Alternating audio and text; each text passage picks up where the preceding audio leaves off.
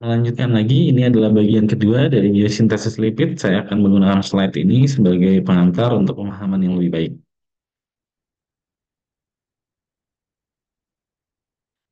Ya, jadi semua proses sintesis lipid berawal dari suatu senyawa yang namanya malonyl-CoA.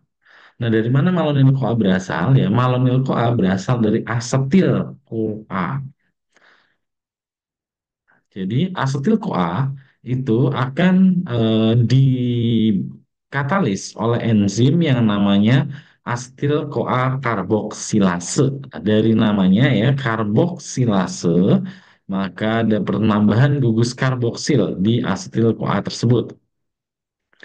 Nah, proses ini atau enzim ini memiliki sisi aktif berupa biotin. Nah, biotin itu adalah suatu vitamin B. Jadi namanya biotin carrier protein. Jadi protein yang membawa biotin ya, ini akan bereaksi dengan karbonat ya yang ada di dalam sitoplasma. Ya, jadi karbonat itu banyak terdapat di dalam sitoplasma, di dalam sitoplasma, di plasma darah ya sebagai buffer karbonat. Nah, ini kemudian biotin karboksilase ya mengikat karbonat dengan bantuan ATP. Nah, terus kemudian asetil CoA ini akan datang. Ditambahkan ya menjadi malonyl CoA. Jadi dari dua karbon menjadi tiga karbon. Nah, proses ini asetil CoA karboksilase memiliki skema enzim biotin karboksilase sebagai berikut. Perhatikan bahwa di sini ada biotin carrier protein, kemudian bergabung dengan biotin karboksilase. Jadi ini adalah protein kuarterner yang terdiri dari tiga subunit. Ya. Nah, biotin karboksilase ini memiliki gugus prostetik ya, atau memiliki koenzim berupa biotin. Nah, kemudian em, setelah menambatkan oleh karbonil ya dari asam karbonat, maka asam bikarbonat ya, maka kemudian bereaksi dengan asetil CoA ya, sehingga ada penambahan gugus karbonil menjadi asetil CoA menjadi malonyl CoA. Nah, malonyl CoA ini kemudian ditangkap ya oleh enzim biosintesis asam lemak ya. Jadi dari asetil CoA dia ditangkap oleh enzim biosintesis asam lemak.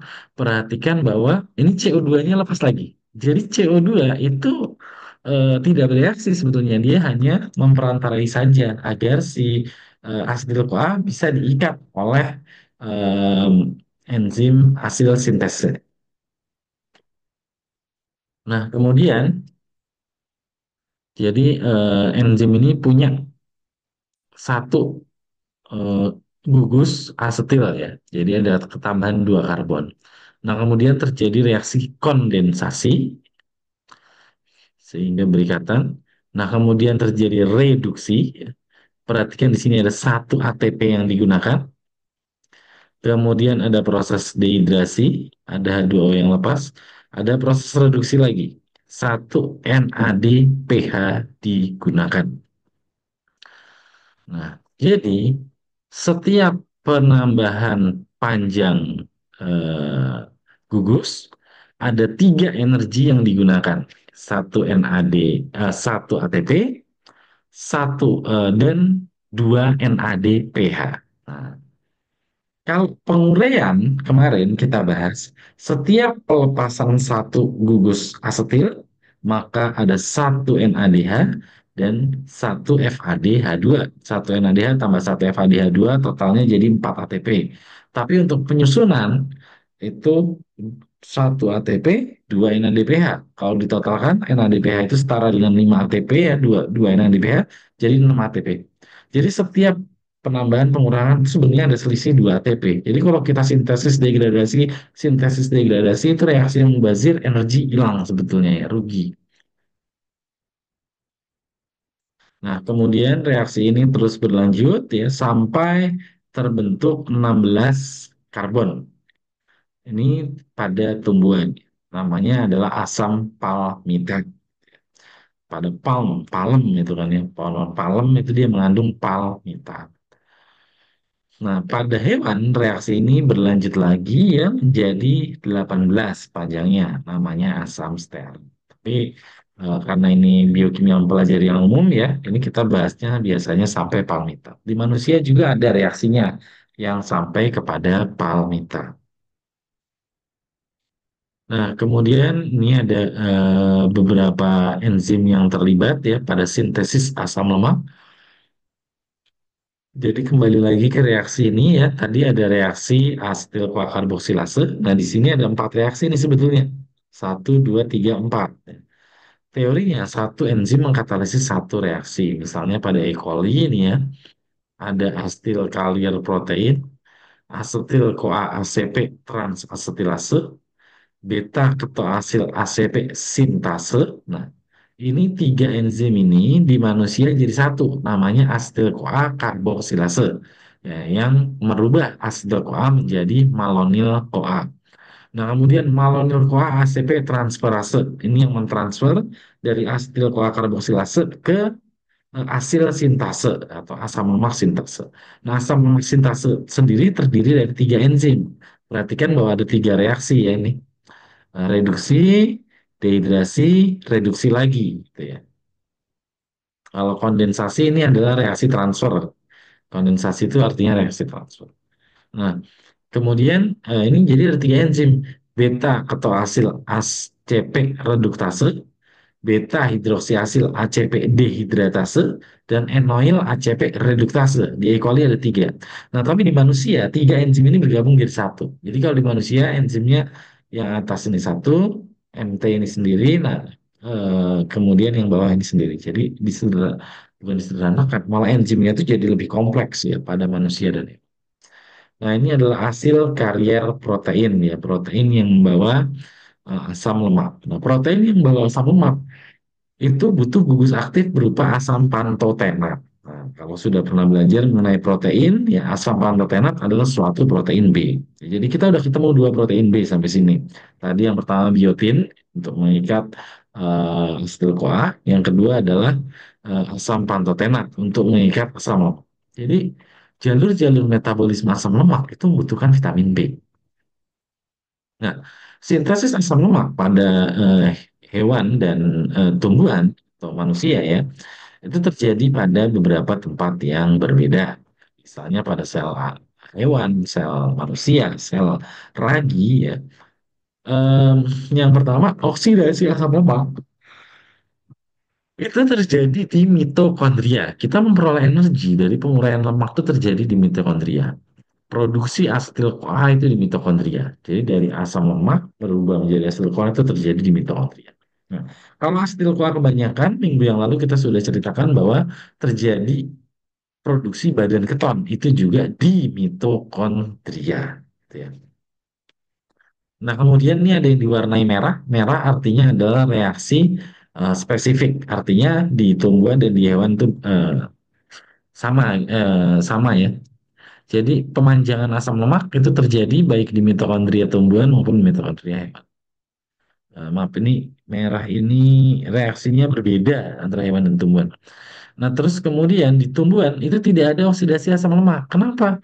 Tumbuhan kan tidak bergerak. Jadi mitokondrianya itu dia menguraikan asetil CoA dari proses fotosintesis, bukan dari degradasi lemak. Jadi dari karbohidrat. Nah, yang kedua retikulum endoplasma. Ini khususnya kita bahas RE halus ya. Karena kalau RE kasar itu dia berperan pada metabolisme protein, bukan di metabolisme lipid. Nah, di RE halus ada beberapa. Yang pertama ada sintesis fosfolipid ya untuk penyusunan membran sel. Yang kedua ada sintesis kolesterol atau sterol ya pada tahap akhir. Karena kalau dari asetil CoA jadi malonyl CoA ya itu adanya tetap di adanya tetap di RE halus ya. Nah, ya jadi ini di RE halus di sitoplasma juga ada.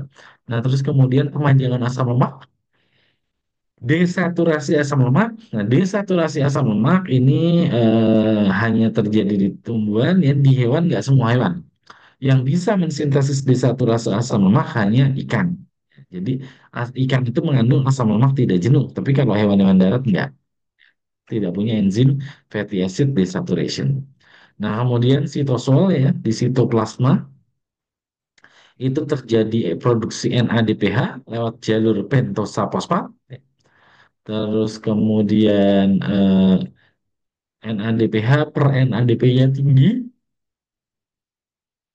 jalur isoprenoid dan sterol sintesis pada tumbuhan ya isoprenoid karena di manusia kita tidak mensintesis terpena atau isoprena. Kemudian sintesis asam lemak juga di tumbuhan juga kalau manusia lainnya. Kemudian di kloroplas ya em, itu terjadi produksi NADPH dan ATP ini di tumbuhan. Jadi kalau di manusia produksi NADPH itu terjadinya di sitoplasma, di tumbuhan produksi NADPH terjadinya di kloroplas. Sintesis asam lemak di kloroplas juga bisa di tumbuhan. Tapi kalau di manusia kan nggak ada kloroplasnya. Kemudian peroksisom ini adalah oksidasi asam lemak. Jadi kalau, loh, tumbuhan ngapain oksidasi asam lemak? Kan dia tidak bergerak atau makan seperti manusia. Ini hanya terjadi di biji. Jadi biji yang belum bisa fotosintesis, dia memperoleh energi dari lemak atau asam lemak. Makanya biji itu mengandung banyak lemak. Ya. Seperti kacang-kacangan itu mengandung banyak lemak. Kemudian katalase dan peroksidase.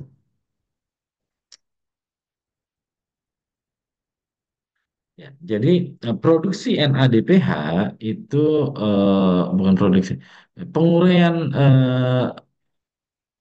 ya ini reaksinya bolak-balik ya. Bisa dipakai untuk produksi, bisa dipakai untuk menguraikan. Intinya malat berubah jadi piruvat itu akan menghasilkan satu NADPH. Ya, ini namanya rute malat. Tetapi pada manusia, NADPH sebagian besar disuplai oleh jalur pentosa fosfat. Karena kalau malat ini dari mana? Malat itu dari siklus Krebs. Kalau malat kita rubah jadi piruvat, lama-lama siklus Krebsnya habis. Makanya kita tidak memproduksi dari sini. Tapi tumbuhan itu bisa em, banyak menggunakan jalur ini. Ya, jadi ini jalur pentosa fosfat. Nah, jalur ini efisien di manusia dan tumbuhan. Di mana glukosa dirubah menjadi ribulosa 5 fosfat itu akan menghasilkan 2 NADPH pada setiap prosesnya. Ini harusnya udah juga di UTS. Nah, pada tumbuhan NADPH juga bisa diperoleh dari proses fotosintesis ya khususnya di reaksi terang yang terjadi di tilakoid dari bagian kloroplas. Nah, pada proses ini air akan diuraikan menjadi oksigen. Terus kemudian asam lemak ini bisa pindah-pindah dari mitokondria ke sitoplasma dengan bantuan hasil carrier protein ya. Di sini kemarin ya sudah kita bahas ada hasil carrier protein, tapi sebetulnya kalau asetil ya, asetil CoA itu dia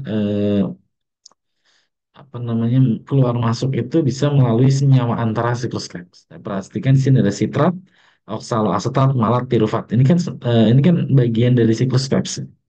Tapi dia bisa memanfaatkan enzim-enzim ini untuk mengantarkan asetil CoA agar masuk ke dalam mitokondria.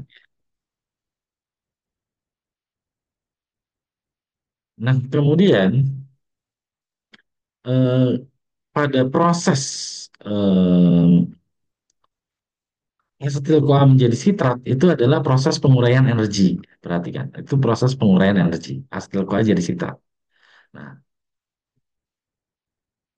kalau kita balik reaksinya dari sitrat jadi asetil CoA, ini adalah proses biosintesis. Ya, kan jadi gede jadi kecil. Ya, ini awalnya saja. Ya, sitrat liase. Nah, jadi kalau kita punya banyak sitrat itu bisa dirubah jadi asetil CoA. Asetil CoA jadi malonyl CoA, malonyl CoA jadi palmitoyl CoA. Ini udah asam lemak. Jadi ini sintesis asam lemak. Nah, sintesis ini di manusia dipicu oleh insulin. Jadi kalau kita banyak makan, ya, maka insulin akan dihasilkan lebih tinggi. Nah, itu yang akan membuat semua energi itu pindah dari darah masuk ke dalam sel, ya, baik berupa glukosa maupun berupa asam lemak. Asam lemak banyak, itu nanti glukosa juga banyak, banyak yang diubah jadi sitrat ya. Sitrat ini bisa dirubah jadi asetil CoA, ya asetil CoA nanti eh, ada enzim asetil CoA kaloboksilase dirubah jadi malonyl CoA.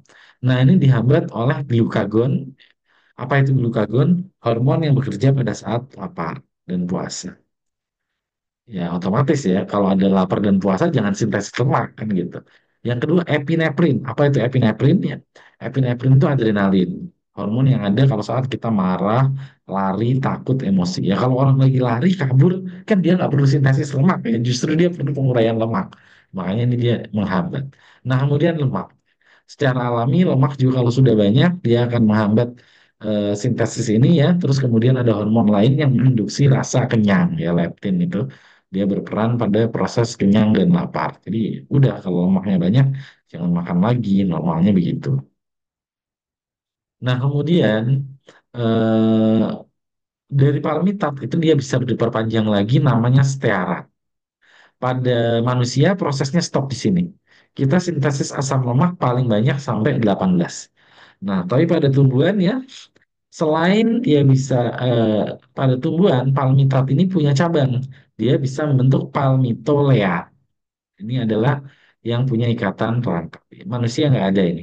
Palmitoleat banyak terbentuk pada tanaman palem. Golongan palem termasuk kelapa sawit. Kelapa sawit dia mengandung palmitoleat.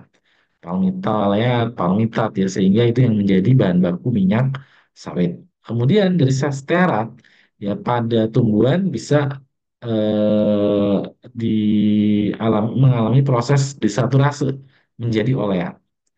Oleat ini adalah omega 9 bisa berubah lagi menjadi linoleat omega 6 ya di tumbuhan hanya di tumbuhan. Nah, linoleat bisa berubah menjadi linolenat. Ini juga hanya di tumbuhan. Nah, terus mungkin ada pertanyaan ya, tapi Pak, ikan-ikan kan itu dia mengandung juga linoleat dan linolenat. Nah, itu sebetulnya berasal dari fitoplankton. Fitoplankton di perairan baik di perairan tawar maupun di laut, dia bisa mensintesis asam-asam lemak tidak jenuh ini. Dan mensintesis PUFA. PUFA itu adalah polyunsaturated fatty acid. Nah, ini adalah asam lemak yang kita butuhkan dalam makanan sehari-hari kita. Nah, kemudian ini ada jalur khusus ya dari linolenat menjadi eikosatrinoat dan arakidonat. Ya, ini hanya ada pada beberapa tumbuhan tertentu. Nah, kemudian pada hewan dan tumbuhan itu juga bisa mensintesis asam lemak jenuh yang lebih panjang. Misalnya pada kambing itu dia bisa mensintesis sampai kaproat, kaprilat. Itu C-nya ada 24. Gitu. Ya. Tapi makin panjang kalau dia jenuh itu sebenarnya makin tidak sehat ya. Dan strukturnya makin padat. Nah, ini adalah desaturase pada tumbuhan. Ini ada eh, dari omega 9 ya, dari oleat berubah jadi linoleat, jadi linolenat. Di sini. Omega 3 linolenat. Nah, kemudian ini adalah jalur siklik untuk memproduksi arakidonat menjadi prostaglandin dan tromboksan. Nah, ini terjadi di manusia. Ya, tapi sedikit. Kenapa sedikit? Karena prostaglandin adalah suatu enzim yang menginduksi rasa sakit. Jadi kalau kita sakit, tubuh kita akan menghasilkan prostaglandin. Ya, baik sakit secara fisik, misalnya ketusuk, kebakar, itu ada prostaglandin. Atau sakit secara kimia ya, misalnya sakit kepala atau demam ya, itu kita menghasilkan prostaglandin. Prostaglandin adalah instruksi bahwa ada bagian tubuh yang sedang sakit. Jadi ini jalur sintesis prostaglandin dan tromboksan. Perhatikan bahwa reaksi ini bisa dihambat oleh aspirin dan ibuprofen. Sehingga aspirin dan ibuprofen itu bisa meredakan rasa sakit. Mengobati nggak? Enggak. Dia hanya menghambat hormon yang berperan membentuk rasa sakit. Terus kalau nggak mengobati apa gunanya minum obat? Minum obat gunanya adalah agar kita istirahat. Kalau kita istirahat, tubuh kita bisa memfokuskan energi untuk penyembuhan diri. Sehingga kita bisa menjadi lebih cepat untuk sembuh. Tapi kalau kita nggak istirahat, ya kita nggak sembuh gitu ya. Makanya kita perlu minum obat. Nah, jadi ini yang aspirin, dia menghambat reaksi pertama dari sintesis prostaglandin dengan mengasetilisasi gugus serin pada enzim yang diperlukan untuk sintesis prostaglandin. Kemudian ada juga enzim lain yang menghambat COX-2. COX-2 ini adalah siklooksinase 2 yang diperlukan untuk sintesis prostaglandin. Jadi pereda nyeri dia biasanya kita uji secara in vitro menggunakan COX-2. Nah, ini struktur kimia dari ibuprofen. Kemudian ada turunan yang lain ya, aspirin atau asetil salisilat biasanya dipakai untuk rasa pegal ya. Rasa ya sakit kepala juga bisa. Acetaminophen. Acetaminophen adalah bahan aktif dari paracetamol, acetaminophen, naproxen ya. Nah, ini enzimnya yang ada di permukaan membran yang dia menangkap dari eh, prostaglandin itu. Nah, terus kemudian ini biosintesis dari asam fosfatidat. Ya, jadi asam fosfatidat diproduksi dari gliserol yang kemudian mengalami proses pemanjangan menjadi asam fosfatidat. Nah, di sini ada R. R itu adalah asam lemak. Jadi asam fosfatidat ini menjadi bahan untuk fosfolipid nantinya. Nah, kemudian ini ya fosfolipid itu menjadi bahan untuk pembentukan membran sel. Nah, dari asam fosfatidat juga dia bisa berkembang menjadi lemak dan minyak ya, atau triasilgliserol. Atau bisa jadi gliserofosfolipid. Jadi bisa jadi dua. Intinya dari asam fosfatidat ya dia punya dua gugus R plus satu gugus fosfat, bisa berubah menjadi fosfolipid, bisa berubah menjadi triasilgliserol. Nah, dari karbohidrat pada makanan kita, semua itu akan diubah jadi glukosa. Protein juga sama, diubah menjadi asam amino. Nah, baik protein maupun asam amino maupun glukosa, keduanya akan diubah menjadi asetil CoA. Nah, proses ini akan ditingkatkan dengan adanya insulin. Nah, dengan insulin juga asetil CoA itu diubah menjadi asam lemak dan kemudian akan diubah menjadi triasilgliserol atau lemak. Jadi perhatikan bahwa lemak itu bukan berasal dari lemak yang kita makan saja, tetapi karbohidrat juga berubah jadi lemak kalau kebanyakan. Protein asam amino juga berubah jadi lemak kalau kebanyakan. Pada orang-orang yang diabetes, ya, diabetes itu kan glukosa nggak bisa masuk ke dalam sel. Jadi selnya lapar. Ya, meskipun makan, glukosanya nggak masuk. Makanya orangnya jadi kurus. Kurus, lemas ya. Padahal gula darah tinggi. Karena gula darahnya nggak bisa masuk, nggak ada insulin. Nah, terus kalau nggak ada insulin, reaksi asetil CoA menjadi asam lemak juga nggak berlangsung. Oleh karena itu, asetil CoA-nya akan belok menjadi badan keton, asetat, beta hidroksibutirat, dan aseton, sehingga napasnya akan lebih bau. Baik, itu yang bisa saya sampaikan pada pembelajaran ini. Em, saya tutup untuk pertemuan ini. Selanjutnya pertanyaan bisa diajukan melalui kolom komentar YouTube maupun dari chat baik di IPB Mobile ataupun di grup WhatsApp. WhatsApp. Ya, terima kasih. Assalamualaikum warahmatullahi wabarakatuh.